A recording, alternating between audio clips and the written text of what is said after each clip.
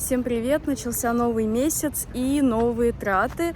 В этот раз возьму вас с собой, покажу, сколько мы тратим и на что денег в Барселоне, будучи семьей из 2 человек и собаки. И в конце я вообще расскажу о том, комфортно ли нам с такими тратами здесь жить, что для нас вообще такой комфорт и сколько, по моему мнению, нужно зарабатывать, чтобы комфортно жить в Барселоне. Погнали! Так, первоначально хочу сказать дисклеймер. Если вы токсичный человек и вам очень хочется все время написать какой-нибудь непрошенный совет о том, что человек делает что-то не так, и вы точно знаете, что и как лучше, если вы все время хотите навязать кому-то другому свою точку зрения и сказать, что вот так нужно было сделать, а не так, как ты, то, пожалуйста, сразу выключайте это видео, оно не для вас. Пока!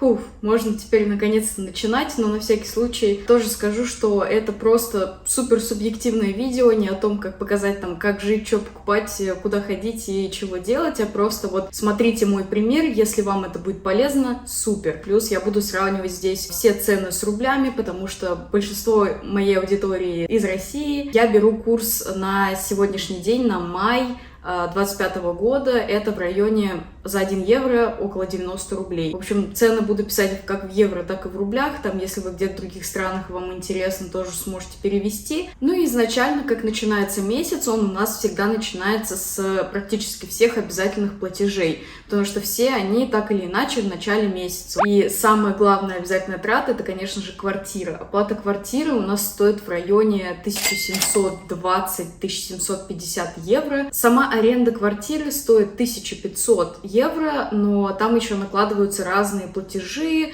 за садовника, еще у нас бассейн, за чистку бассейна, но оно всегда плавающее число. Например, нам писали, что в июне нам вернут 79 евро, потому что мы типа переплатили. То есть они меньше потратили на мейнтенанс, на уход за зданием, и поэтому они вернут какую-то часть денег. Коммунальные платежи, конечно же, не включены тоже в эту стоимость. За электричество мы здесь платим много, потому что у нас нет газа в этой квартире, но даже если бы он был, стоимость газа на самом деле довольно здесь в Европе большая, всем все понятно почему, газа здесь нет, оно импортируется. В итоге получается с газом или без газа ровно одинаковая цена. За электричество мы платим в районе 120-130 даже бывает евро. В мае мы заплатили 129 евро. Это очень много за электричество. Ну и вторая составляющая коммунальных платежей — это вода. За воду мы платим в районе 50 евро в месяц. Это тоже многовато, в принципе, но если учитывать то, что мы реально очень много используем воды, наверное, это не удивительно. Учитывая то, что у нас есть еще собака,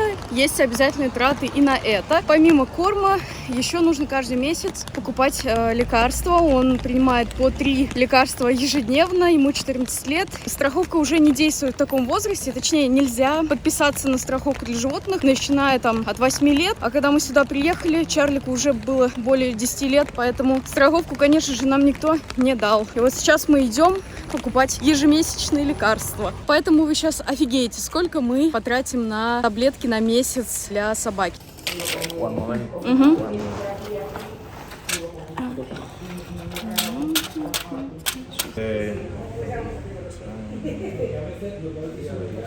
Итак, вот столько ежемесячно мы тратим на собачьи лекарства. И, кстати, по поводу страховки на животных, на самом деле она не такая здесь, как для людей. Она покрывает очень мало чего. Лекарства точно не покрывает, то есть там некоторые процедуры, и то, если какие-то сложные, все равно это будет стоить очень дорого. Плюс все животные должны иметь в Каталонии, в общем, какую-то базовую страховку от того, что твоя собака или кошка, собака в большинстве случаев может причинить кому-то вред, и это стоит 24 евро в год.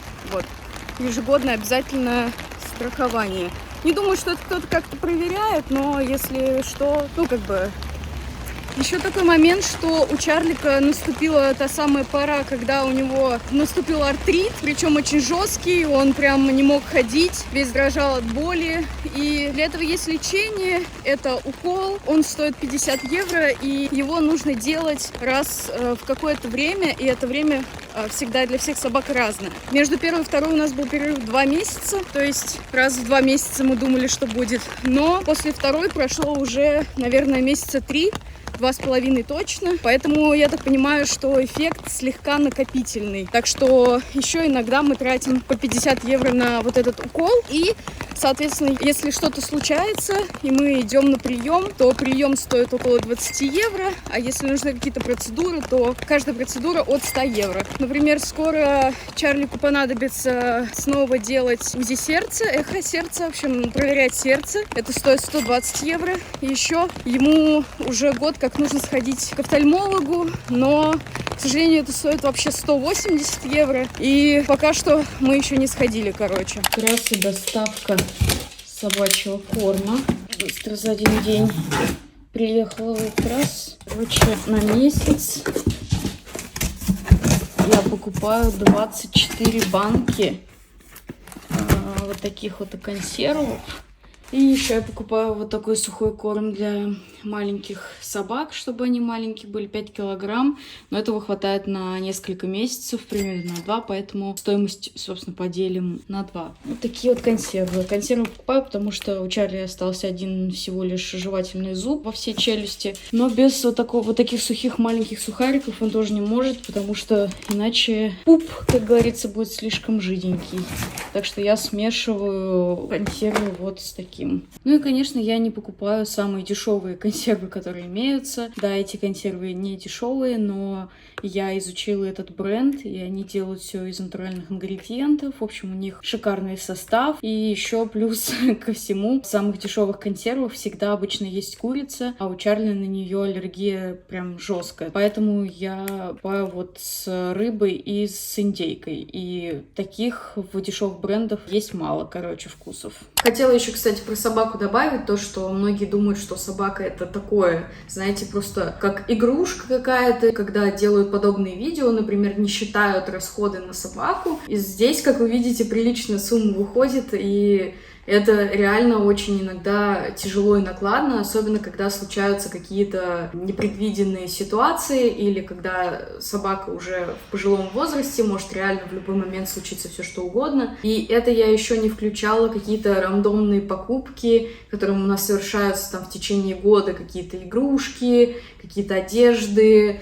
еще что-то. Следующая супер такая большая, огромная часть наших ежемесячных платежей — это налог. Здесь налог платится обычно раз в квартал, но нам это неудобно делать, поэтому мы платим помесячно. Здесь можно так запросить у налоговой, это типа рассрочки считается, и твой платеж делится на месяцы все в квартале, поэтому у нас получается, что мы налог платим каждый месяц. Короче, нам так проще, и в месяц налогов мы платим примерно 700-780 евро. В этом месяце вышло 779 евро. Налоги, я знаю, эта тема больная очень, особенно для людей, тех, кто никогда с этим не сталкивался, никогда не платил, всегда работал в найме и даже не знал, сколько работодатель платит за него налогов, но на самом деле, наверное, в каждой практически стране налогов платится очень много, даже если вы этого не видите. На самом деле, после 2 лет нам уже не страшно. Да, мы просто приняли это, мы не стали сопротивляться этому, мы попытались там в первый год чего-то как-то оптимизировать, но быстро поняли, что вся эта оптимизация ни к чему хорошему не приводит. Я имею в виду оптимизацию там через другие страны или еще что-то, потому что были кейсы, когда просто аннулировали ВНЖ людям в прошлом году. Если же про какие-то легальные оптимизации, то нам это не подходит, потому что у нас стабильный доход, каждый месяц одинаковая сумма приходит просто на счет, и все, мы эту сумму декларируем. Если иметь в виду какой-то бизнес, или когда ты реально фрилансер, у тебя много контрактов разных, все с разной стоимостью, или когда ты там, например, блогер, и ты постоянно куда-то ездишь, ходишь, путешествуешь, там много можно чего вычитать, то, что ты тратишь на свою трудовую деятельность. В общем, такие способы есть, но нам они просто не подходят, то есть к нам они неприменимы, поэтому мы просто получаем фиксированную зарплату, платим фиксированные налоги. Помимо налогов тоже такая львиная доля у нас со 2-го года — это соцстрах. Первый год, когда ты только приезжаешь, осваиваешься, социальное страхование для тебя льготное, и там было около 80 евро в месяц всего лишь. Со 2-го года ты платишь социальное страхование так же, же, как и все граждане Испании, и это просто капец как много. Вот здесь мы просто прифигели. В этом месяце у нас соцстрах сняли 456 евро.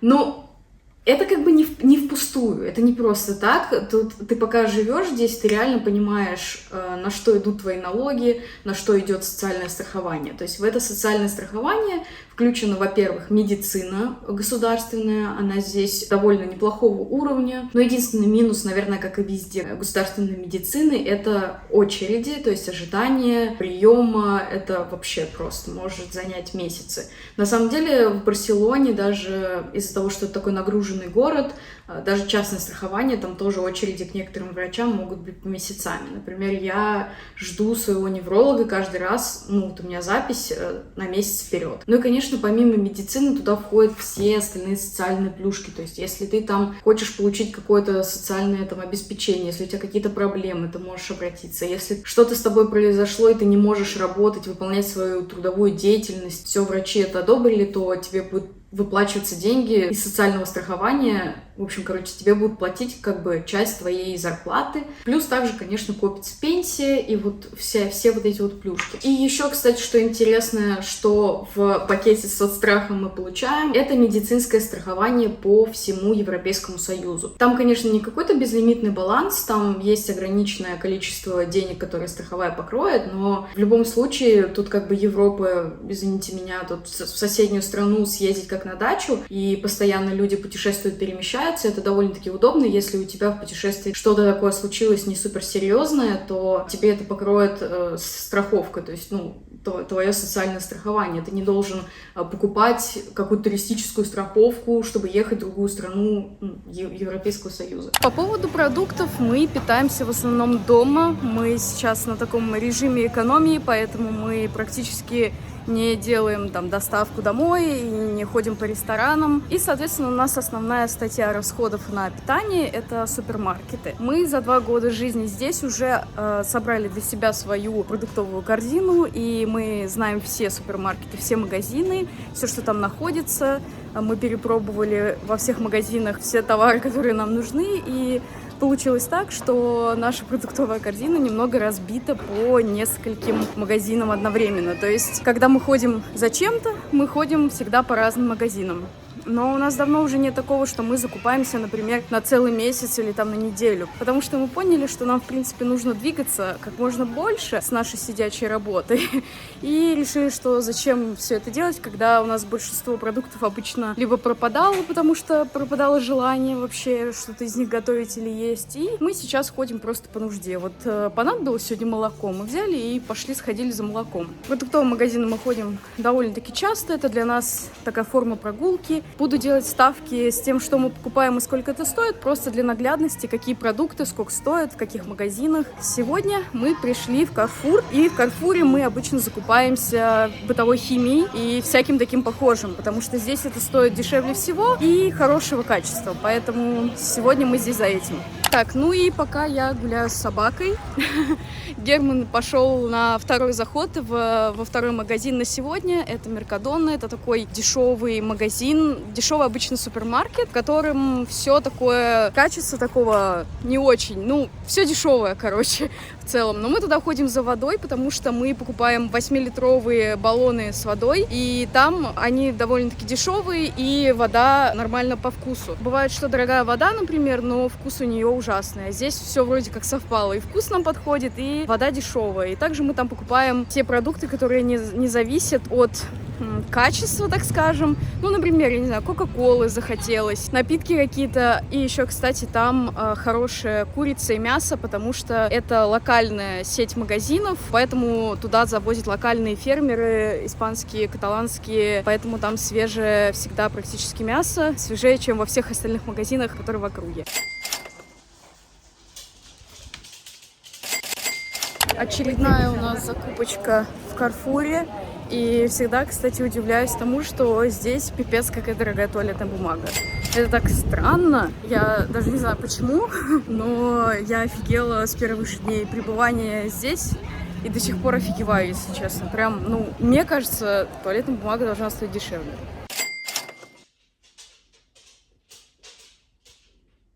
Ну и наш основной такой супермаркет, наш самый любимый, вот этот. Амиклер называется. Когда-то это был фермерский магазинчик, теперь это сеть самых качественных продуктов в Барселоне. И, соответственно, за это мы и любим этот магазин. Но помимо того, что эта ферма, которая принадлежит этой сеть магазинов, делают очень много своих товаров, они для своего магазина выбирают товары других брендов, тоже всякие экологические и полезные, поэтому здесь нельзя купить сникерсы и все подобное. Здесь все совершенно такое иное, но та база, которая нам нужна, она здесь есть. Плюсом здесь офигенный выбор всегда фруктов и овощей, и они намного вкуснее, чем в других магазинах. Я не знаю, как это так получается, но вот это все офигенно вкусное. И фрукты слаще, и все-все-все. Вот, сейчас, кстати, в мае сезон черешни. Черешня пошла. Кайф. Стоит, кстати, премиум черешни 20 евро за килограмм. Даже пока не особо понимаю, это дорого или нет. Вот такая корзиночка стоит 4,95. Клубничка вот такая. Вот такой микс можно взять за 8,90. Короче, пойдемте дальше. Здесь еще, кстати, много продается. Они готовят сами всякую готовую еду, которую мы берем в основном в походы, когда мы ходим. Вот. Всякие артишоки, помидорки, аспарагус. Очень много вкусных ягод и вкусные ананасы. Короче, здесь всегда все вкусное, но вот если мы подойдем к стойке с шоколадками, то здесь вот такие вот бренды, типа Healthy. Даже чипсы здесь вот представлены вот такие вот. Всякие сухарики, пасты. Вот вместо нутеллы здесь вот такие вот. И куча орехов. И вот тут вот стойки тоже овощей. Всегда все супер свежее, супер вкусное. Вот такие вот помидорки разных видов. Здесь много зеленушки, всякое такое. И много молочки, тоже всякое разные. И тоже, собственно, их производство. Вот это их бренд. Много всяких напиточков, камбуча. Вот еще вместо сладостей здесь всякие мюсли. Ну, понятное дело, что это не все прямо такое безвредное и так далее, но, по крайней мере, это гораздо лучше, чем обычные шоколадки всякие и прочее. Вот это, кстати, мой самый любимый чай. Он пахнет невероятно и на вкус тоже невероятный. Но это травяной чай, это не черный, это инфьюжн. Короче, вот такой вот наш любимый магазин. Мы в него ходим просто постоянно и постоянно что-то здесь покупаем, потому что здесь все всегда вкусное. Здесь всегда меняется, бывает сезонный ассортимент. Перед Рождеством продают всякие рождественские местные вкусности, сладости и прочее. Но так как здесь не все дешево, естественно, поэтому мы некоторые продукты покупаем в других магазинах. Можно, кстати, даже цветы купить для салатов. В каждом практически амитлере есть станция суши. Вот там вот прям сушеф постоянно, я не знаю, как называется, шеф, который делает суши. В общем, у меня уже слюни текут. Одни из самых вкусных суши. Я не знаю, они простые, но вкусные, но тоже вообще не дешевые.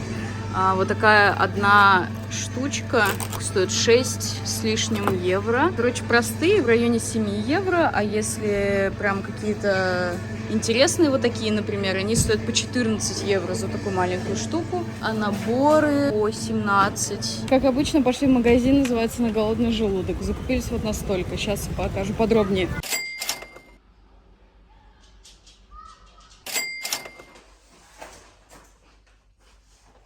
Очередная закупочка в Карфуре. Все, что нужно, и гадости. Куда без них. Так, иногда мы заходим вот в такой вот интернациональный магазинчик и находим там всякие ништяки. Чаще всего, конечно, мы приходим вот за этим. 3,40. 800 грамм гречки. Ну, есть разные, но вот это нам больше всех понравится. И я беру вот это. Это мое самое любимое. Так, ты что берешь? Какие-то колбаски. Колбаски 2,75. Есть как и знакомые с детства продукты, как и всякие из разных стран, там, из Польши, из Германии. В общем, тоже всякие интересные продукты. Ну, в основном все такое, конечно, ну, как сказать, не особо healthy. Но вот сюда вот еще тоже заглядываем, потому что в местных испанских супермаркетах не сыщешь вот таких вот штучек. Они очень редкие, а мы любим прям такие смеси для курочки, для рыбки. Вот. С голодухи набрал себе сосисок. А мне кашка. Вот еще шпроты. Иногда берем разные. Это какие-то элитные прямо. Надо попробовать. Еще здесь можно приобрести петрушку. Такую прям свеженькую. Итого мини-закупочка на голодный желудок 15,75. Хлеб мы не покупаем в супермаркетах, потому что там он просто-напросто невкусный. И вообще, мы не едим хлеб просто, чтобы наесться. Я люблю только хлеб на закваске. И такой хлеб продается на самом деле мало где здесь. Мы нашли одну булочную, в которой он продается. И вот просто ходим сюда и покупаем здесь. Стоит, кстати, недешево. Сейчас мы покупаем сразу несколько хлебов и замораживаем их так проще просто, чтобы не ходить, потому что прям близко к нам нету этой булочной. Вот он тот самый. Обычно мы берем большую версию этого батона. Так, кстати, их режут сразу. Но сегодня не было большой, и мы поэтому привезли взять много маленьких, короче. Вот так закупились хлебушком. Еще мы, в общем, заказываем протеин, но в этот раз, мы не можем заказать, потому что доставка слишком дорогая. В общем, у нас есть какой-то локальный магазин, тоже неплохого бренда. Сейчас пойдем посмотрим.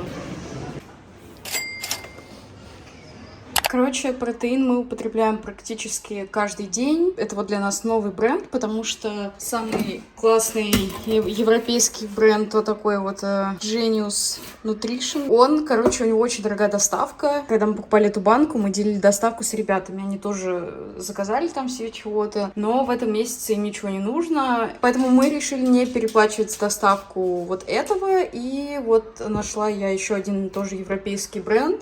На самом деле мы не то чтобы качки, и протеин используется не только для того, чтобы накачивать мышцы, но еще для того, чтобы поддерживать уровень потребляемого протеина в течение дня, чем, собственно, я и занимаюсь, хотя я тоже делаю тренировки, но мне он также нужен, чтобы вот поддерживать уровень протеина, потому что я просто не могу его добирать из еды, я не могу есть столько мяса физически, и меня просто не лезет. По поводу супермаркетов, на самом деле, я не так много подсняла, как хотелось бы, наверное, но я думаю, что это отражает вам такую полную картину. Конечно, это не все, что мы покупаем. Я заметила, что в мае у нас какой-то наплыв был на говядину. До этого мы говядину лет 5, наверное, не ели. Дома в смысле. И в целом мы не отказываем себе в хороших продуктах, в то, что мы хотим, мы всегда все покупаем. В итоге на супермаркеты вышло вот столько у нас за месяц. Вообще обычным людям, кто не особо такой проблемный в плане здоровья, не так часто болеет, нету каких-то хронических заболеваний, предрасположенностей и все прочее, вполне можно и даже нужно ограничиться государственной медициной. Но если проблем со здоровьем реально много, как, например, у меня, я взяла частную страховку. Точнее, у нас у обоих есть частная страховка. Мы за нее платим на двоих 153 евро в месяц. Я не знаю насчет того, дорого это или нет, потому что я хожу очень часто к неврологу, например, хожу на процедуры такие, как МРТ. Это все очень дорого. То есть, например, один прием к такому профильному врачу, как невролог, здесь стоит 200 евро. Просто консультация.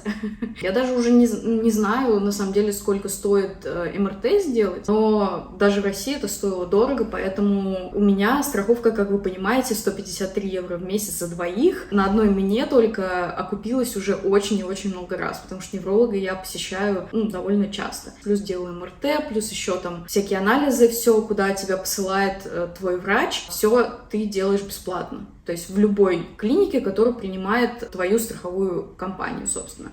А таких большинство, на самом деле. И из обязательных платежей и трат, конечно, что осталось, это интернет и связь. Мобильный интернет у нас стоит 20 евро в месяц на двоих, то есть по 10 евро мы платим. У нас там что-то около 50 гигабайт, и они постоянно еще копятся.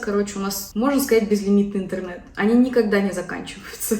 Вот. Я не знаю, может, мы потому что просто дома сидим чаще всего, поэтому пользуемся Wi-Fi. Wi-Fi домашний у нас стоит 30 евро. И последнее, что у нас тоже в начале месяца так постоянно уходит, это, конечно, подписки. Подписки у всех — это очень такая субъективная тема. Я пробегусь по некоторым подпискам, которые реально здесь почти необходимы. необходимы, и ими пользуется почти каждый мигрант. Первое — это подписка на сервис, который будет вести твою бухгалтерию. Когда ты приезжаешь сюда и регистрируешься как бизнес или как самозанятый, как ИПшник, нужно вести свою бухгалтерию, и, конечно же, мы не знаем испанский, и разобраться первоначально было очень тяжело, и нам на помощь приходят сервисы, которые как раз этим занимаются. Мы используем сервис Xolo или Solo, в общем, как-то он называет, и стоит это 70 примерно евро в месяц. Они ведут всю твою бухгалтерию, по сути, и подают за тебя декларации. Но у нас, как я уже говорила, доход стабильный, одинаковое количество денег приходит каждый месяц, поэтому бухгалтерию вести довольно легко, но сами мы этого пока что еще не делаем, но мы уже разобрались, на самом деле, в большей части, и декларации там не то чтобы какие-то суперсложные, это всего лишь какой-то листочек с формой, где надо заполнить, ну, прям по минимуму реально.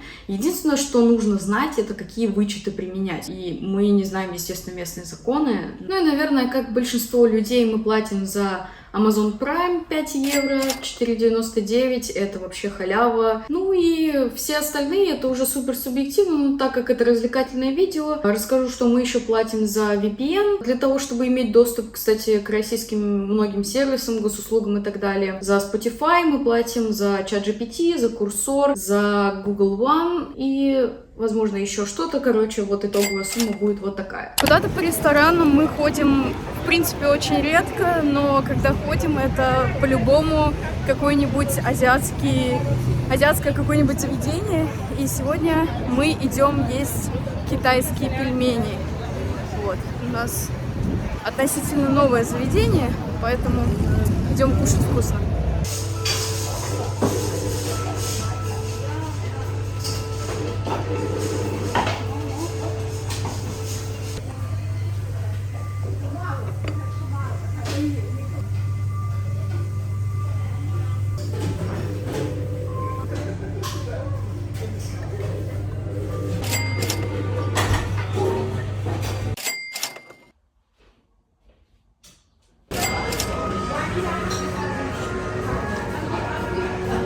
Зайти перекусить в Subway, вот 2 половинки, вышло 14 евро, без напитков.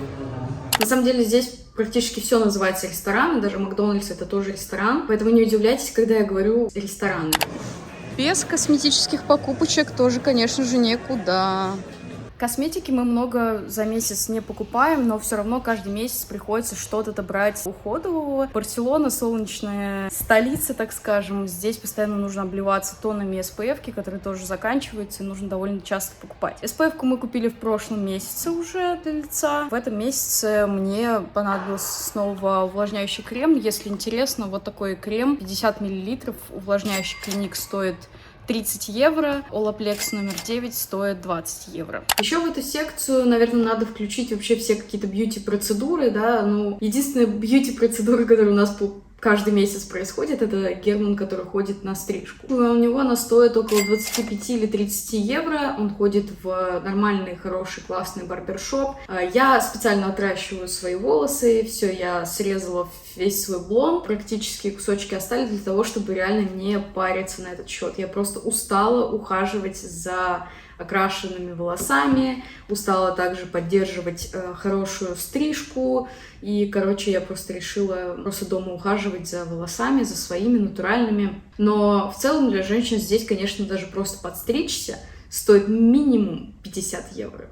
Минимум. Если ты хочешь подстричься просто у какого-то классного парикмахера, стоит, наверное, евро 100, может быть, даже чуть больше, может, чуть меньше. Но я как-то сходила к обычной испанке, просто реально, просто подстричь волосы на пару сантиметров покороче. Она с меня взяла 50 евро, и это была супер неровная стрижка. Так что я бы экономить на этом не стала. Так как у нас на дворе май и уже скоро открывать плавательный сезон, нужно готовиться к лету и покупочками затариваться летней одеждой, обновлять гардероб. Поэтому без этого тоже никуда. Еще одна категория, на которую у нас постоянно уходят деньги, это транспорт. У нас нет здесь своего личного автомобиля, и он нам не нужен. Наверное, было бы хорошо, но в планах у нас такого нет. Барселона очень гулябельный город, здесь реально очень классно гулять. С каждым годом становится все больше пешеходных зон, зеленых, с скамейками, но все равно нужно тратиться на транспорт, на метро. Здесь единая карточка, которая действует на все виды транспорта, и в течение часа, если ты будешь пересаживаться на любой вид транспорта, то это все будет считаться за одну поездку. В последнее время, когда мы переехали подальше от центра, я, например, езжу к врачу, врач у меня принимает 15 минут, и я еду где-то тоже в районе 15-20 минут до него, и получается так, что я еду еще с пересадкой, у меня это все стоит как одна поездка. Мы покупаем карточку на 10 поездок без ограничений по времени, 10 поездок стоит 12 евро. Есть на самом деле другие карточки, есть карточки безлимитные, ты в месяц платишь сколько-то евро и безлимитно можешь кататься весь месяц, но нам такое не подходит, потому что мы не так часто ездим. Выходит так, что мы часто ездим, но нам все равно выгоднее брать карточку именно по 10 поездок. В этом месяце я купила себе новые 10 поездок, как раз таки потратилась. Так, вот здесь сейчас выведу, сколько чего мы потратили. Можете поставить паузу, ознакомиться. А я иду дальше на следующий блок, который я очень хотела обсудить. Очень важная на самом деле тема про расчеты и переводы в другие валюты. Так как вы знаете, что валюты регулируются государством, и не в каждой стране соизмеримо, одинаковое количество денег, которое по валюте рассчитывается, по курсу валют. Например, 1 евро в Испании не то же самое, что 90 рублей в России. Конечно, если вы, например, в туристических целях смотрите это видео, чтобы понять примерно какие цены, это да, конечно, нужно считать по курсу и планировать свои траты из расчета именно этого курса, потому что это те деньги, которые вы получите, обменяя свои деньги. Но если вы смотрите и сравниваете именно быт и стиль жизни и вообще траты жизненные, бытовые у себя, где вы живете, и у меня, то, что я вам показываю, то если вы переводите просто умножаете на текущий курс валют, как я там сделала во всем этом видео, то это абсолютно не то же самое. И я хотела провести вам аналогию. Я провела ресерч по уровню зарплат продавца в супермаркете. Я не брала в расчет столицы стран. То есть, например, я посмотрела, что средняя зарплата продавца в России, исключая Питер и Москву, это в среднем 35 тысяч рублей. А средняя зарплата продавца супермаркета в Испании, исключая Мадрид, я не стала исключать Барселону, потому что, несмотря на то, что это туристический город, я здесь живу, я сравниваю именно со своими ценами, с тем, что я покупаю. Но я узнавала, в принципе, здесь продавцы в супермаркете получают столько же, сколько, условно говоря, в соседнем городе. Поэтому средняя зарплата продавца супермаркета в Испании, исключая Мадрид, это 1300 евро. И если мы переводим ровно по курсу, или даже, чтобы супер наглядно было, давайте возьмем 1 евро 100 рублей, такое было. То есть в России 35 тысяч рублей, в Испании 1300 евро, это 130 тысяч рублей. 130 тысяч рублей и 35 тысяч рублей. Это же колоссальная разница. Я думаю, что любой продавец в России в супермаркете, если бы он получал 130 тысяч рублей, просто были бы самые, мне кажется, счастливые люди на свете. Из этого мы, исходя, понимаем, что разница зарплат примерно 3,7 раз. Это все супер условно, не надо мне в комментариях кушать мозг о том, что я что-то неправильно делаю, не так считаю, что не знаю, у вас все равно все лучше, где вы живете и так далее. У нас просто теоретический эксперимент. У нас развлекательное шоу сегодня. 3,7 раз разница. Соответственно, если, предположим, у нас хлеб стоит 4 евро, хлеб, который я покупаю, чтобы получить эквивалент в рублях, нужно 4 поделить на 3,7. И мы получаем чуть больше 1 евро, то есть около 100 рублей. То есть, согласитесь, это уже намного больше и ближе к правде. Я сейчас открыла каталог пятерочки, я не знаю, в каком это городе, но я смотрю, что здесь хлеб 79 рублей, есть зерновой хлеб нарезка 94 рубля, есть за 40 рублей, есть за 36 рублей, есть за 119 рублей. Учитывая то, что мы этот хлеб за 4 евро покупаем не в супермаркете вообще за 1 евро ты можешь хлеб купить. И так мы можем все что угодно. То есть, если вы хотите реально понять вот этот эквивалент, делите на 3,7, и вы поймете, что это на самом деле довольно адекватные цены. Но если ты живешь здесь и получаешь зарплату в евро, а мы получаем зарплату в евро, конечно, для нас эти цены, типа 4 евро за хлеб, это не 400 рублей за хлеб, понимаете? То есть мой эксперимент свелся к тому, что продавец в супермаркете средний в России и в Испании будут жить примерно одинаково. Я подумала ответить, если вдруг вас волнует вопрос, комфортно ли нам с такими тратами здесь жить. Конечно, нет. Но это не значит, что мы несчастливы и что нам там надо возвращаться домой, в город, там, в котором мы родились, или ехать куда-то в Азию, жить там, где стоимость жизни меньше и все такое. Нет, ничего такого. Мы здесь счастливы, мы довольны, нам нравится безумно то место, где мы живем. Мы просто сейчас зарабатываем не столько, сколько хотели бы. У нас вообще в целом по жизни такое мнение, что мы должны не учиться экономить, а учиться зарабатывать. Зарабатывать больше, зарабатывать столько, сколько нам нужно для комфортной жизни. Сейчас, на данный момент, мы не зарабатываем столько, сколько нам нужно для комфортной жизни, и это был осознанный шаг. Осознанный шаг назад для того, чтобы сделать потом 2 шага вперед, я надеюсь. И я не знаю, на самом деле, что еще вам рассказывать. Я не знаю, сколько людей вообще меня смотрит постоянно, смотрят там все мои видео. Если среди вас есть такие люди, пожалуйста, напишите хоть что-нибудь в комментариях. Если опять не будет никаких комментариев, то я уж точно пойму, что я общаюсь просто со стенкой. Но я все равно продолжу записывать видео. Так что, если, что-то интересное есть, интересующее, задавайте вопросы в комментариях, потому что я не знаю сама, что рассказывать. Просто вот я сейчас там наговариваю кучу минут всякой белиберды. Не знаю вообще, будет ли это кому-то интересно или полезно. Что для меня такой комфорт, да? Я обещала сказать то, что надо понимать, что для всех комфортная жизнь — это понятие совершенно разное. Например, что такое для меня комфорт? Это жить в красивой квартире, ее обустроить очень эстетично, классно, покупать там много техники, обожаю технику, все, что с этим связано, гаджеты и все прочее, постоянно путешествовать, постоянно ходить во всякие кофейни, в булочные, в пекарни, в рестораны, внедрить на постоянной основе много бьюти, всяких процедур. Безумно хочу ходить постоянно на массажи, хочу ходить на всякие там процедуры от эпиляции до бровей, до еще чего-нибудь. Вот это все иметь для меня — это комфортная жизнь. Такая жизнь у меня была, когда мы жили в Турции, например, мне очень понравилось, и, конечно же, хочется обратно. И сколько нужно зарабатывать, чтобы жить такую комфортную жизнь? Наверное, нам было бы гораздо комфортнее, чем сейчас, если бы мы зарабатывали где-то 10 тысяч евро после вычета налогов. Не супер комфортно, конечно, чем больше, тем лучше. Но 10 тысяч — это тот порог, который уже можно прям, не знаю, не смотреть на цены в магазине, позволять себе полный комфорт, вот.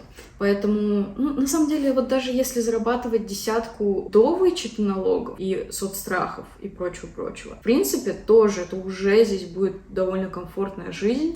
Много всего наговорила, долго видео не выходили, я выпускала некоторые видео, что-то они там не особо как-то зашли, не особо как-то понравились, я даже не знаю, стоит ли делать какие-то влоги, я могу делать какие-то видео интересные про Барселону, но у меня нет никакой мотивации, потому что в комментариях мне никто ничего не пишет, никто никаких вопросов не задает, в основном там токсичные, залетные только приходят, там пишут всякую ерунду, всякие гадости. Также были люди, которые у меня, кстати, спрашивали, когда будет следующая серия стартап-клуба. Я начинала эту серию, когда я была бешено obsessed на английском называется, да, то есть я прям увлечена была стартапами и всем этим. Спустя практически год я очень сильно выгорела, и сейчас, на самом деле, я занимаюсь немножко другим. Я не буду уже ничего рассказывать до тех пор, пока это все точно не подтвердится, и пока не будет реально что рассказать. Наверное, да, стартап-клуба может больше и не быть, но если вдруг у меня что-то получится сделать годное, то, конечно, я об этом расскажу. Всем спасибо, если вы до этой минуты досмотрели, то просто вы legend, и спасибо вам огромное. Если вы только пришли на мой канал из-за этого видео, подписывайтесь и пишите, что вы хотите видеть о жизни в Барселоне, я обязательно все расскажу. Вот, всем пока-пока.